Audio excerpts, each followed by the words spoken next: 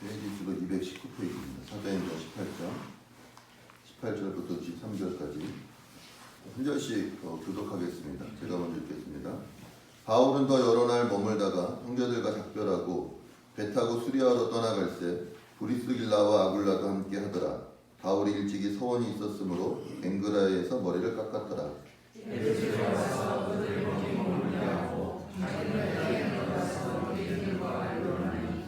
여러 사람이 더 오래 있기를 청하되 허락하지 아니하고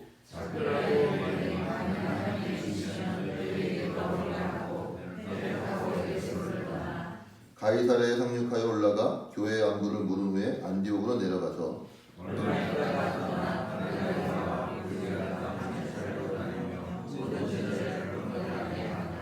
아멘.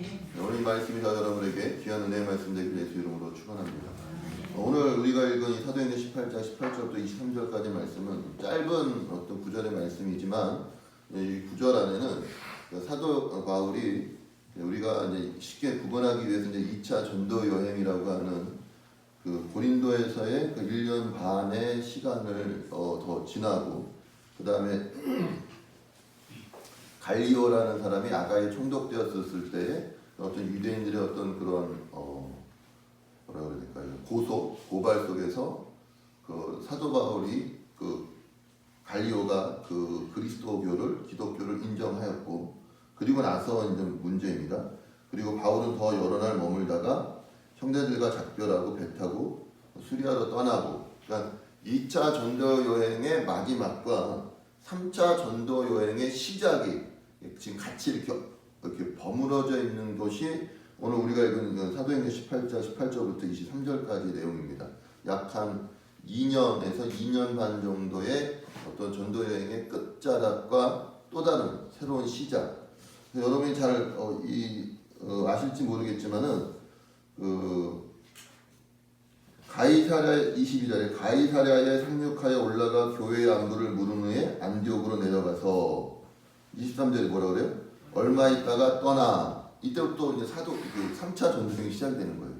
그러니까 우리가 알기로는 그러니까 우리가 구분하기 쉽게 1차, 2차, 3차 이렇게 사실 나눴지만 아마 사도 바울은 그렇게 나누어서 아마 그렇게 생각하진 않았을 겁니다. 우리 후대에 있는 사람들이 좀 사도 바울의 어떤 활동이나 어떤 그런 전도여행 사실 이것도 이렇게 특별하게 표현할 어떤 그런 것들이 없어 전도 여행이라고 해서 여행이라고 얘기를 하고 있지만 사도 바울은 사실은 그것이 그 자기의 삶이었어요. 그러니까 하나님 앞에 그가 다메섹에서 예수 그리스도를 통하여 부르심을 받은 후에 그 삶의 모습이나 내용이 그렇게 지금 우리가 표현하고 있는 것처럼 전도 여행이라든지 선교 여행이라고 표현하는 어떤 그런 삶의 내용으로 살아간 것이지 우리가 알고 있는 것처럼 어떤 특별한 그런 여행이나 우리 일반 지금 우리 교회나 많은 어떤 그런 교회들이 뭐 여름에 선교 여행을 가고 어떤 뭐 겨울에 선교 여행을 가고 어떤 시기나 때에 맞춰 선교 여행을 가듯이 일상의 삶과 어떤 뭐 특별히 떼어놓은 한 구간으로서의 전도 여행, 선교 여행으로서의 어떤 그런 구분이 아니라 실질적으로는 사도 바울이 다메섹에서 예수 그리스도를 통하여서 하나님 앞에 부르심을 받고 난 그의 삶의 어떤 전체적인 내용과 여정이 우리가 지금 이렇게 표현하고 있는 전도 여행이라는 식으로 이렇게 표현되어지고 있다라는 것입니다. 그러니까는 사실 저는 이게 이렇게 1차, 2차, 3차 나누는 것도 물론 의미는 있겠죠. 왜냐하면 안디옥이라는 어떤 그 거점을 통하여서 사도 바울이 한 바퀴 돌고 나오면은 안디옥이 어떤 자기의 그런 고향과 같은 곳인 거예요. 그러니까는 1차로 한번 갔다가 그 다음에 또 2차 오늘 돌아오고 3차인데 그 한번 좀 지도를 한번 좀 더 보여주실래요? 네. 또 시청각 교육.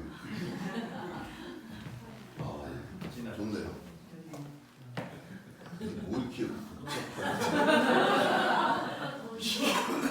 자, 이게 이제 2차 안디옥을 통하여서 더베, 누스드라, 이고니온, 안디옥 그 다음에 드로아에서 어떻게 배 타고요? 네아폴리 앞에 빌립보, 암비볼리아, 아볼리아와 데살로니가 그 다음에 베레아 아덴. 근데 어디 있는 것입니까? 고린도. 사도 바울이 여기 고린도에 있다가 어디로 간 거예요? 갱그레아. 예. 갱그레아가 사도 바울이 뭐 했다고요? 머리를 깎았다 그랬어요. 서원을 이루려고 머리를 깎았다 그랬을 때 이제 많은 신학자들이 사실 사도 바울은 이렇게 서원하고 머리 깎는 거는 이렇게 좀 이렇게 구약적인 부분입니다. 율법에 대한 어떤 매여 있는 부분인데 많은 분들이 이렇게 사도 바울이 하나님께서 1년 반 동안 고린도에 있으면서 네가 안전하고 편안하게 사역을 할 것이다라는 그런 하나님의 약속 때문에 머리에 손을 안 댔다가 고린도를 떠나면서 머리를 깎았다. 뭐 서원의 어떤 감사의 것으로 뭐 이렇게 이야기를 하고 있지만 중요한 건 고린도에서 갱그레아에 있다가 어디로 갔습니까? 배를 타고 에베소로 간 거예요. 그 에베소에서 있을 때 며칠 동안 있었어요. 여기 보면은 여기 말씀에 보면은 에베소에 와서 그들을 거기 머물게 하고 자기는 회당에 들어가서 유대인들과 변론하는. 그러니까 지금 어떻게 보면은 우리 생각으로는 사도 바울의 긴 여정 가운데 이제는 그가 어디를 향하여 가고 있는 것입니까? 다시 자기 집으로 가고 있는 과정이거든요. 그러다 보면은 힘이 들 수도 있고 때로는 이렇게 긴장이 풀릴 수도 있고 뭐 이제는 됐으니까 대충 넘어가자 뭐 이렇게 생각할 수도 있을지 모르지만 사도 바울은 그렇게 하지 않았습니다. 에베소에서도 여전히 일행들은 놔두고 자기는 어디를 들어가는 거예요? 유대인의 회당에 들어가서 복음을 전하고 그들과 변론함으로써 그 삶의 내용이 동일한 것입니다. 그리고 에베소에서 어디로 갑니까? 여기에 보면은 어디 있어요? 가이사랴. 여기가 가이사랴예요. 이쪽이. 여기는 지금 이제 현재 현대로 된 거라서 레바논이라고 그랬는데 여기가 가이사랴입니다. 가이사랴에 왜 도착했냐면 예루살렘에 가서 전도 여행. 그러니까 예루살렘 교회에 자기의 전도 여행에 대한 어떤 성과라든지 이런 걸 보고하고 다시 어디로 가는 것입니까? 안디옥으로 갔다가 얼마 떠나 어디로 가요? 갈라디아와 어디 있어요? 부르기아 땅이 여기에요. 갈라디아와 부르기아 땅을 돌아보고 그리고 다시 어디로 갔습니까? 에베소로 가는 게 이제 19장 20장에 있는 내용인데 제가 왜 지금 그 지도를 통하여서 여러분에게 보여드리냐면은 어떻게 보면은 지금 18장 18절부터 23절이 우리가 15장 16장부터 시작되었던 사도 바울의 전도 여행 두 번째 전도 여행의 어떤 마무리이기 때문에 여러분 전체적인 여정을 보여드리기 위해서 이렇게 했던 것입니다. 근데 제가 말씀드렸던 것처럼 이렇게 구분되어서 1차, 뭐 2차, 3차, 뭐 로마라는 식으로 구분되어서 사도 바울이 사역을 했던 것이 아니라 실질적으로는 어땠다고요? 그가 하나님 앞에 사도행전 9장 한번 볼까요?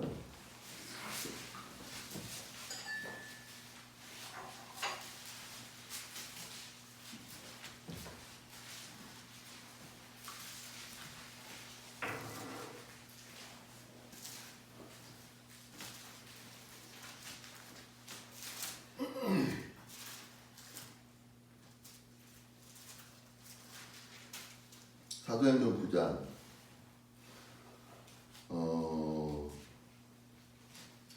10절부터 그때 다메섹에 아나니아라는 제자가 있더니 주께서 환상 중에 불러 이르시되 아나니아야 하시거늘 대답하되 주여 내가 여기 있나이다 하니 주께서 이르시되 일어나 직가라는 거리로 가서 유다의 집에서 5사람 사울이라는 사람을 찾으라 그가 기도하는 중이니라. 그가 아나니아라는 사람이 들어와서 자기에게 안수하여 다시 보게 하는 것을 보았느니라 하시거늘 아나니아가 대답하되 주여 이 사람에 대하여 내가 여러 사람에게 듣사온즉 그가 예루살렘에서 주의 성도에게 적지 않은 해를 끼쳤다 하더니 여기서도 주의 이름을 부르는 모든 사람을 결박할 권한을 대제사장들에게 받았나이다 하거늘 15절 16절 시작.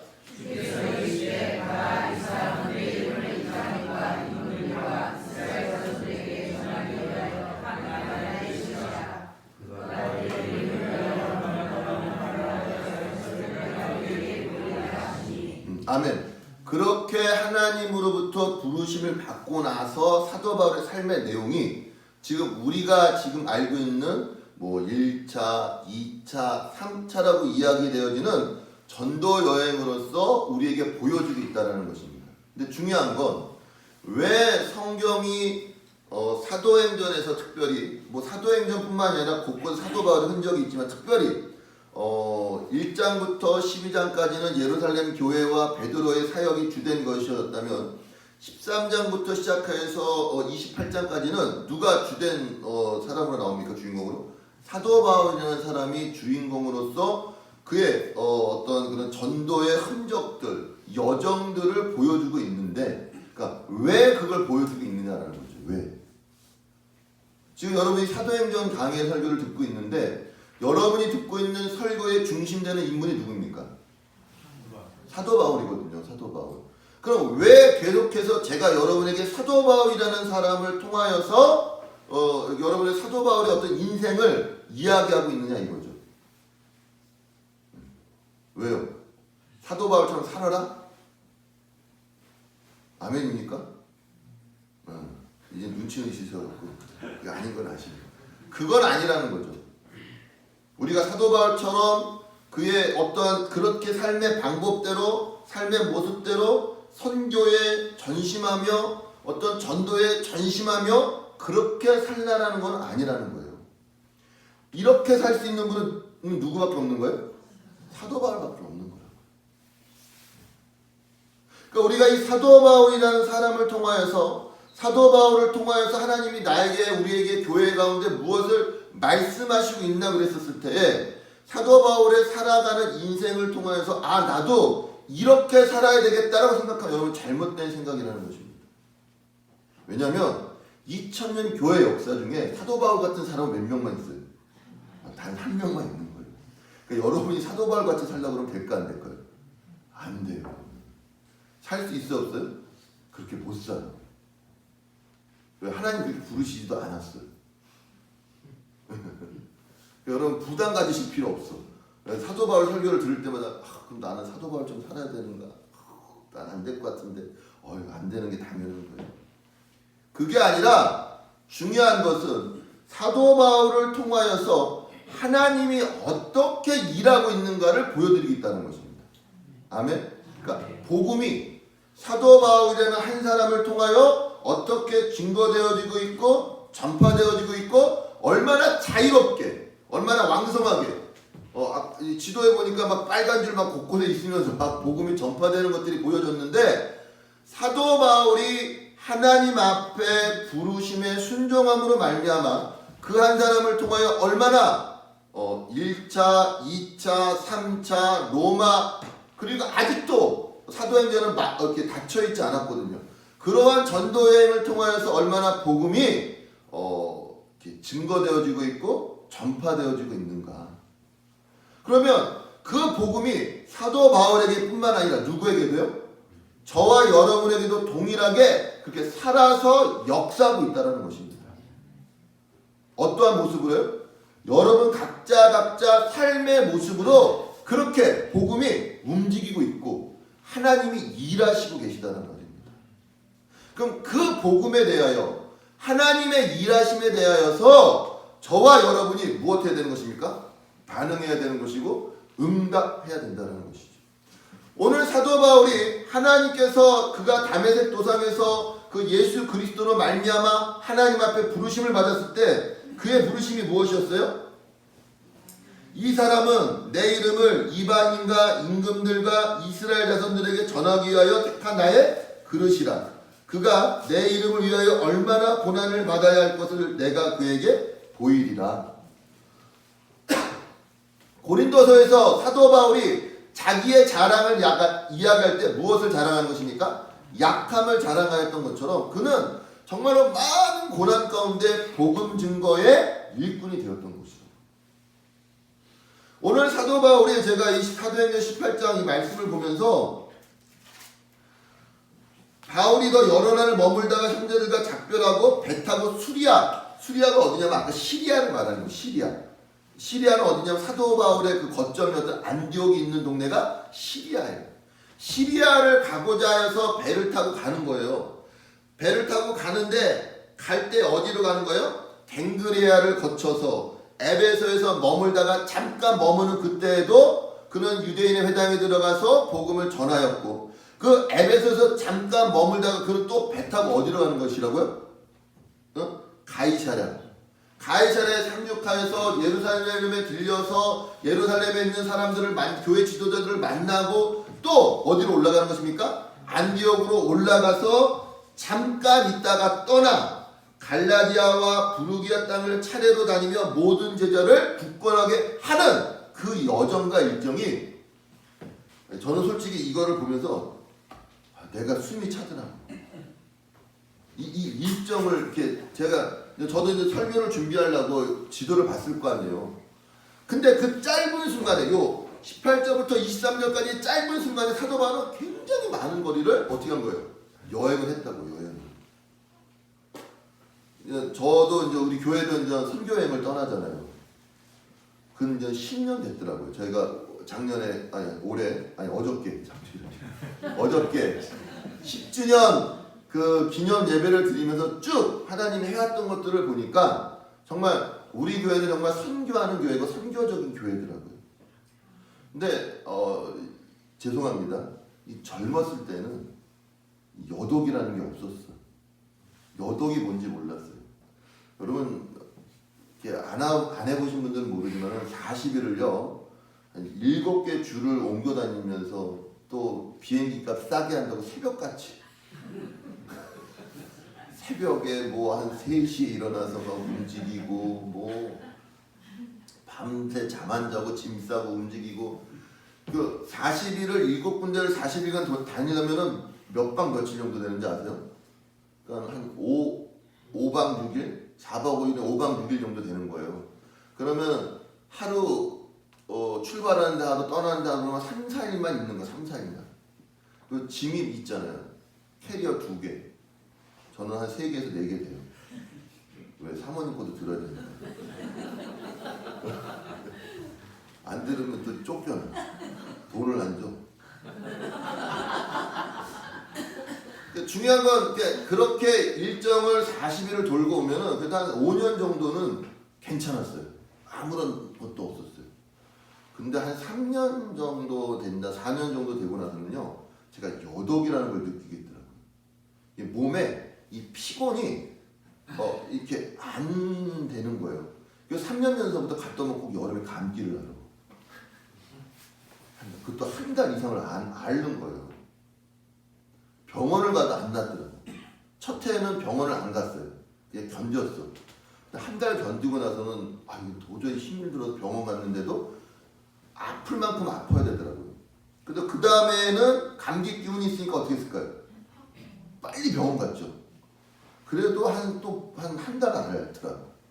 왜 그러냐면은 이게 있는 거야. 몸에서 이게 여독이 힘든 게.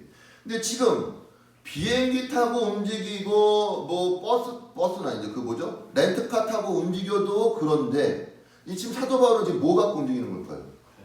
걸어서. 그리고 바다는요, 배 타고. 백길이요 약 한 800km예요. 800km. 지금 아까 여기 있었던 그 에베소서에서 그 가이사랴까지 백길이요 800km죠. 800km. 이 800km의 백길을 그냥 가는 거예요. 그러니까 그 여정 속에서 가는데 이게 얼마 있다가 또 떠난다고요. 왜 떠나는 거예요? 또 갈라디아와 부르기아 땅을 차례로 다니며 모든 제자를 굳건하게 하기 위해서 떠나는 거예요. 그러니까 이거는 어떤 뭐 텀을 두고 어떤 시간을 두고 어떤 기간을 두고 지금 이렇게 떠나고 있는 것이 아니라 그가 사도 바울이 이것이 무엇이기 때문에 하나님의 부르심이기 때문에 그렇게 가고 있는 거예요. 그게 사도 바울의 삶입니다.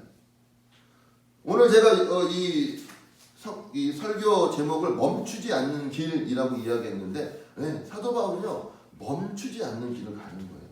어디 앞에 갈 때까지요? 하나님 앞에 갈 때까지 그는 그냥 쉼 없이, 그게 그의 삶의 모습이고 삶의 내용이었기 때문에 그렇게 충성하고 헌신되었던 것입니다.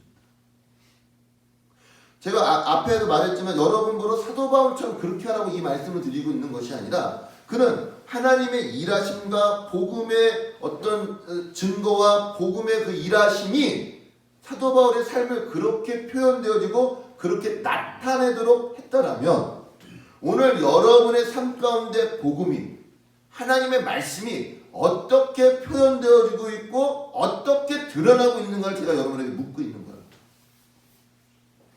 이해되시겠습니까? 사도 바울처럼 살 수 없어요. 그의 인생의 내용처럼 똑같이는 살 수 없지만 그러나 사도 바울 안에 있는 하나님의 일하심, 복음의 일하심은 여전히 저와 여러분 동일하게 여러분에게도 드러나고 나타내고 증거되어져야 된단 말이에요. 그게 오늘 성경이 사도 바울이라는 사람을 통하여서 여러분에게 말씀하고 있는 것이죠. 전도여행 가라? 뭐 어디를 나가서 전도해라? 그것이 아니라 여러분의 삶의 자리에서 하나님의 말씀이 복음이 어떠한 일을 하고 있는지를 여러분이 끊임없이 여러분의 인생 가운데 여러분의 삶 가운데 보여줘야 됩니다. 여기에서는 멈출 수 없는 것이죠. 그걸 저는 우리 그 교회 10주년 예배를 드리면서 많이 느꼈던 것들이에요. 굉장히 귀하고 감사해요. 근데 여기서 멈추면 안 된다는 것이죠. 그것과 한 일은 뒤로 어떻게 하고요? 던져버리고. 그리고 또 무엇을 향하여? 하나님의 부르심을 향하여 또 여전히 제가 여러분 말씀하는 거죠. 오늘도 걷는다마는 정처 없는 이걸음. 정처 없어요, 여러분. 정말이에요, 여러분. 여러분 내일이 어떻게 될지 아십니까? 모르시잖아요. 당장 한 치 앞도 모르는 인생인데 우리가 한 달 앞, 두 달 앞, 10년 앞을 어떻게 알겠냐고요. 모른다고요. 정처 없이 가는데 그 정처 없는 발걸음이 누구의 부르심으로 있는 것입니까? 하나님의 부르심 가운데 그 걸음을 가고 있다고요.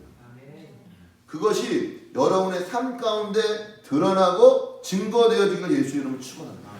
사도 바울은 그렇게 고백했던 것입니다. 디모데전서 1장 한번 볼까요?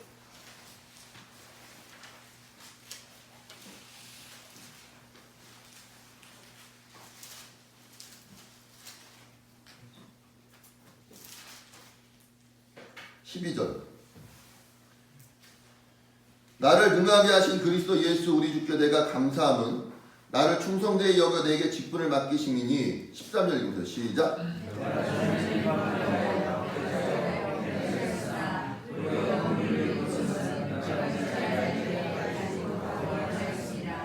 우리 주의 은혜가 그리스도 예수 안에 있는 믿음과 사랑과 함께 넘치도록 풍성하였도다. 빛보다 모든 사람이 받을 만한 이발이여 그리스도 예수께서 죄인을 구원하시려고 세상에 임하셨다 하였도다. 죄인 중에 내가 괴순이라. 아멘. 지금 사도 바울이 자기의 신앙을 고백하고 있는 거예요. 누구에게요? 디모데에게. 항상 사도 바울은 자기가 어떠한 자인 줄 알았던 자입니다. 그는 항상 사람들에게 자기에 대해서 설명할 때 나는 비방자요, 박해자요, 폭행자요, 도리요, 긍휼을 입지 못하였던 내가 하나님께 긍휼을 입었던 이유는 뭐라고 그래요? 16절. 그러나 내가 긍휼을 입은 까닭은 예수 그리스도께서 내게 먼저 일체 오래 참으심을 보이사 후에 주를 믿어 영생 얻는 자들에게 본이 되게 하려 하십니다. 아멘. 그러니까 사도 바울은 자기가 어떠한 일을 했다, 어떤 교회를 개척했다, 내가 몇 번 전도여행을 했다, 이런 것들을 통하여 사람들에게 내가 본이 되기를 원했다, 그런 이야기를 하고 있는 것이 아니라 내가 전에는 박해자여, 비방자여, 폭행자여, 도리어 긍휼을 입지 못하는 자였으나 하나님의 무엇이요? 오래 참으심으로 말미암아 내가 하나님의 긍휼을 입은 자로서 하나님의 오래 참으심의 본을 나를 통하여서 보여주고 있다라고 말씀하고 있다고요. 여러분의 인생 가운데, 여러분의 삶 가운데 하나님의 일하심이 드러나는 여러분 되기를 예수 이름으로 축원합니다. 아멘. 그거는 여러분 각자가 다 다른 모습으로 드러나야 되는 거예요. 아멘. 아멘. 그러니까 만약에 어떤 똑같은 내용과 똑같은 모습과 어떤 똑같은 과정으로 드러난다면 그건 정말 잘못된 거라고. 그렇게 드러날 수도 없고 그렇게 드러나서도 안 된단 말이에요. 꼬마인가 꼬모도나 이런 CSC 학원이나 우리 교회를 통해서 보면은 여기 있는 대부분들이 이제 뭐 이렇게 꼬망에서도 일하고 있고 꼬모도에서도 이렇게 섬기고 있는데 보다 보면 다 과정들이 달라요. 그쵸? 지금 우리 사라 전사님 같은 경우는 어디 있어요? 멕시코에 있고, 간사님 같은 경우는 멕시코에 한번 갔다 오셨고, 또 이번에 차도에 갈 사람도 있고, 또 가끔가다 중간에 안 보이면은 저기 뭐 고봉님 김밥집에서 일을 한다든지,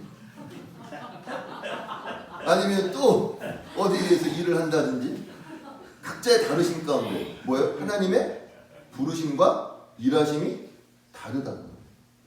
한 교회 안에 있던, 한 공동체 안에 있던 어떠한 모습과 어떤 형편에 있던 하나님의 부르심이 여러분의 삶 속에서 그 일하심이 다르게 드러나고 다르게 나타나고 있다는 것입니다. 그걸 여러분들이 알아야 되는 거예요. 근데 그렇지 않고 사도 바울처럼 삽시다, 뭐 누구처럼 삽시다, 아니요, 그럴 수 없어요. 여러분, 여러분 하나님의 여러분의 부르심에 부르신 그 상대로 살아가는 여러분 되시길 예수 이름으로 축원합니다. 그게 다양해야, 그 다양할수록 저희 교회가 어떻게 되는 것입니까? 풍성해진다는 거예요. 저는 우리 교회가 그런 교회 되길 예수 이름으로 축원합니다. 오늘 사도 바울의 그 본문에 있었던 그 삶의 모습들을 보면은 그는 여전히 끊임없이 하나님의 부르심 가운데 자기의 할 수 있는 최선의 삶의 모습들을 들여주고 있고 보여주고 있단 말이에요. 바울은 더 여러 날 머물다가 형제들과 작별하고 배 타고 수리아로 떠나갈새 브리스길라와 아굴라도 함께하더라. 바울이 일찍이 소원이 있었으므로 갱그리아에서 머리를 깎았더라. 19절 한번 읽어보세요. 에베소에 와서 그들을 거기 머물게 하고 자기는 회당에 들어가서 유대인들과 변론하니.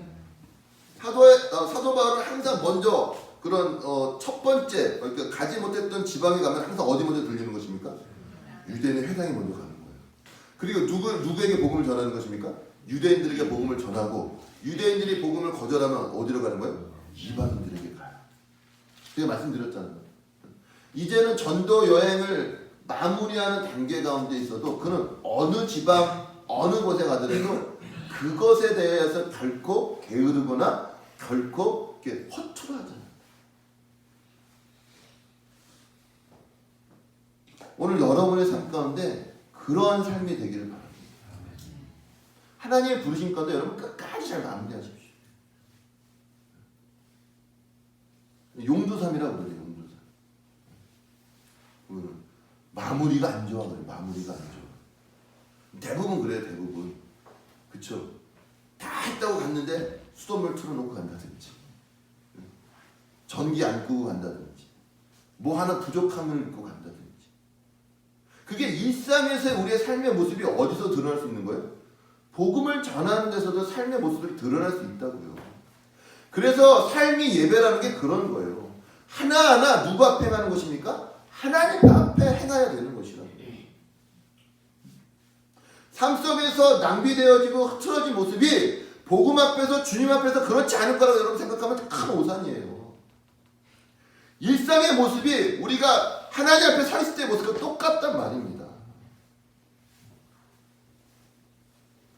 평소에 흐트러져 있는 모습이 어떤 날만 되고 어떤 때만 되고 어떤 시기만 되면은 정돈된 모습이고 정결한 모습으로 되어진다라면 그건 여러분 스스로 속이는 자의 삶을 사는 것이에요. 사도 바울은 전도여행을 할 때나 전도여행을 하지 않을 때나 똑같은 삶의 모습이었단 말이에요. 그가 고린도에 있었을 때 고린도 지방에 갔을 때 그는 뭐 했던 사람입니까? 일했다고요. 텐트 만드는 일을 했다고. 일상 속에서 주님의 일하심이 보여줬단 말입니다. 어떤 특정한 기간이나 특정한 때를 띄어서 하나님의 일을 하고 하나님의 때로서 삶을 드리는 것이 아니라 내 평범한 일상 속에서 누가 일하시는 곳, 하나님의 일하심이 보여지고 드러나야 된단 말이에요. 여러분 그걸 훈련하시고 그걸 연습하십시오. 어떤 특별한 일을 해야지만 하나님의 일하심이 있는 것이 아니라 그 하나님의 일하심 때문에 그 날들이 어떻게 되는 거예요? 특별해진단 말이에요. 우리 자꾸만 특별한 날에 특별한 시간을 가져야 그게 특별한 어떤 시간이 된다고 생각해요. 아니 그렇지 않아요. 평범한 내 삶의 모습이 누구 앞에 드려질 때요? 하나님 앞에 드려질 때 그게 특별한 게 되는 거예요. 여러분 다 특별한 하루를 사실 수 있는 분들이라고요. 하나님 앞에 드려진 삶을 살 수 있는 분들이란 말입니다. 그렇게 사도 바울의 인생은 여정은 끊임없이 에베소에서 유대인들과 변론하고 더 오래 있기를 청하되 허락지 아니하고 작별하여 하나님의 뜻이 너에게 있으면 돌아오리라고 배를 타고 떠나서 가이사랴에 상륙하여 예루살렘으로 올라가 교회의 안부를 물은 후에 안디옥으로 가고 얼마 있다가 떠나 갈라디아와 부리기아 땅을 차례로 다니며 모든 제자를 굳건하게 하고 있는 사도 바울의 모습. 그냥 삶을 살고 있는 그게 사도 바울에게서는 그게 일상의 삶이었던 것입니다. 오늘 여러분의 일상의 삶은 어떻게 드러나고 있고 어떻게 열매를 맺고 있는가를 한번 보십시오. 별과는 다르지 않은 삶이라고요. 근데 그 속에 누가 일하고 계신 것입니까? 하나님이 일하고 계실 때 거기에서 복음이 드러나는 거야. 살아있는 하나님의 말씀이 드러나는 것입니다. 저는 우리 교회가 그런 교회가 되길 예수 이름으로 축원합니다. 어떤 특별한 날, 어떤 특별한 시간에만 하나님이 일하는 그런 교회가 아니라 매일매일이 하나님이 일하심으로 말미암아 매일매일이 특별하고 매일매일의 삶이 간증처럼 고백되어지는 사람. 그건 내가 어떤 특별한 일을 했기 때문에, 내가 어떤 특별한 공간에 있고 특별한 기간 가운데 있기 때문이 아니라 내가 누구 앞에 있을 때요? 하나님 앞에 있을 때. 하나님의 일하심이, 살아있는 말씀의 움직임이 내 삶을 주관할 때 그런 것들이 드러나게 된다고요. 오늘 여러분이 그러한 말씀에 붙들리고 하나님의 부르심에 붙들려서 다양한 하나님의 부르심의 삶의 모습이 이렇게 오케스트라처럼 화음으로, 하나됨으로, 연합됨으로 우리 세우는 교회가 더 풍성해지기를 예수 이름으로 축원합니다. 기도하겠습니다. 하나님 감사합니다. 오늘도 주의 말씀 앞에